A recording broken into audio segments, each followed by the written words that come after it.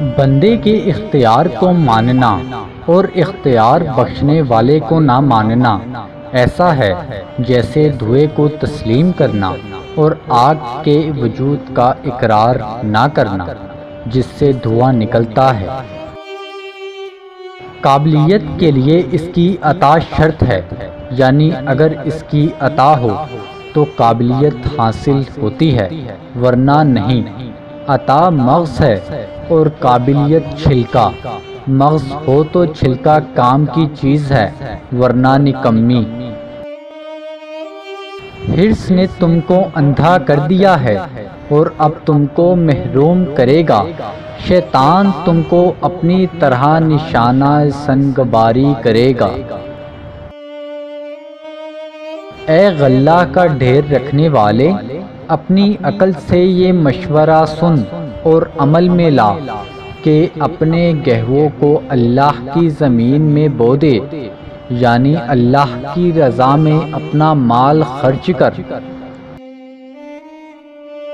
شیطان کو اپنی عقل کی دھیمک کے ساتھ ہلاک کرو۔ خدا کی راہ میں مال خرچ نہ کرنے والے پر شیطان کا داؤ چل جاتا ہے اور اسی کے معاصی و منحنات میں خرچ کرا دیتا ہے۔ علاوہ ازیں مال بے زکوٰۃ کو بے برکتی بھی کرم بن کر چاٹ جاتی ہے، لہٰذا عقل کی مالو اور انفاق فی سبیل اللہ اختیار کرو تاکہ شیطان کو شکست ہو جائے۔ اے ٹیڑھے قد والے، جب سایہ قد کے مطابق ہوتا ہے تو تیرے سامنے تیرا سایہ بھی ٹیڑھا پڑے گا۔ جب جزا عمل کے مطابق ہے تو برے عمل کی بری جزا ہوگی۔ یاد رکھ، وہ سبب پیدا کرنے والا ہے جو چاہے کرے۔ قدرت مطلق اسباب کو توڑ مڑوڑ ڈالتی ہے۔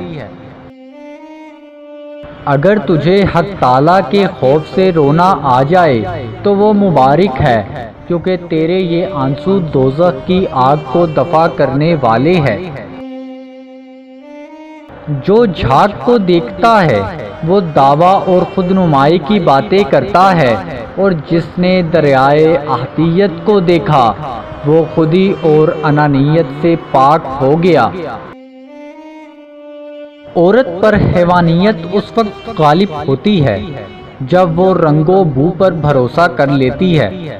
جس طرح حیوان کا شعور حسیات تک محدود ہے، عقلیات سے اس کا کوئی تعلق نہیں۔ انسان جب تک اپنے اصل سے دور ہے وہ مضطرب اور خطرات سے بے چین رہتا ہے۔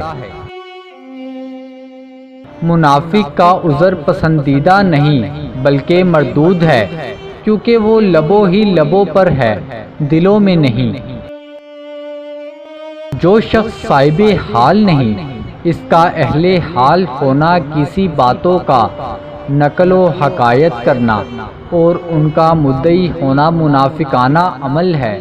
منافق بھی اپنے آپ کو مومن کہتا ہے، حالانکہ اس کا یہ دعویٰ زبان ہی زبان تک محدود ہے، دل میں اس کا اثر نہیں ہوتا۔